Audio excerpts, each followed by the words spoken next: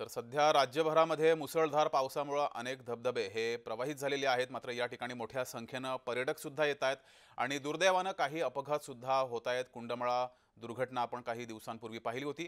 तर राज्यभरातील जे सर्व धबधबे आहेत त्या ठिकाणची स्थिती काय आहे या संदर्भात आपले प्रतिनिधी आपल्या सोबत जोडलेले आहेत। शिरूरहून अमोल दरेकर आणि रत्नागिरीहून रवींद्र कोकाटे आपल्या सोबत जोडलेले आहेत। सुरुवातीला रवींद्रकडे जाऊया। रवींद्र, सध्या रत्नागिरीमध्ये आज सुट्टीचा दिवस आहे, त्यामुळे रत्नागिरीतील कोणकोणत्या धबधब्यावर प्रचंड गर्दी आहे पर्यटकांची?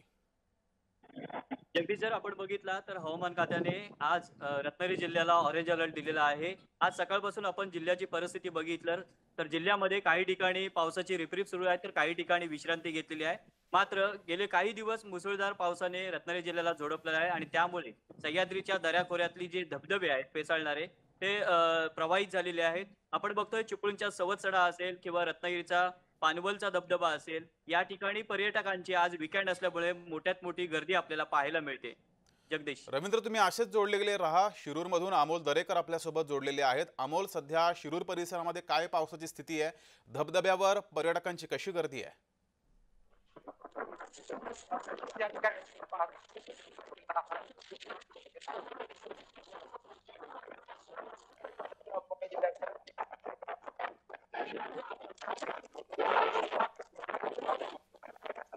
अमोल, तुमचा आवाज पोहोचत नाहीये। मी तुमच्याकडे पुन्हा येतो। एका व्यवस्थित ठिकाणी तुम्ही जा, तोपर्यंत रवींद्रकडे जाऊया। रवींद्र, रत्नागिरीमध्ये असे कोणकोणते किती धबधबे आहेत ज्या ठिकाणी प्रचंड गर्दी होते आणि गेल्या 4-5 वर्षामध्ये या धबधब्यावरती दुर्दैवाने अशा कुठल्या दुर्घटना घडलेल्या आहेत का? त्या संदर्भात थोडी माहिती द्या।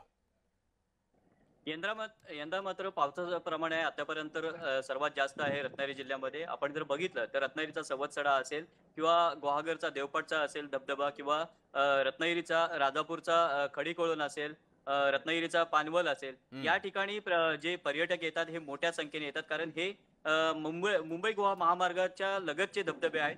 मात्र काही ठिकाणचे जे धबधबे आहेत हे रिस्की आहेत। त्यातला एक आहे मार्लेश्वरचा धबधबा आहे। या ठिकाणी सुद्धा त्या धबधब्याखाली जाताना पर्यटकांना जीव सांभाळून जावं लागतंय।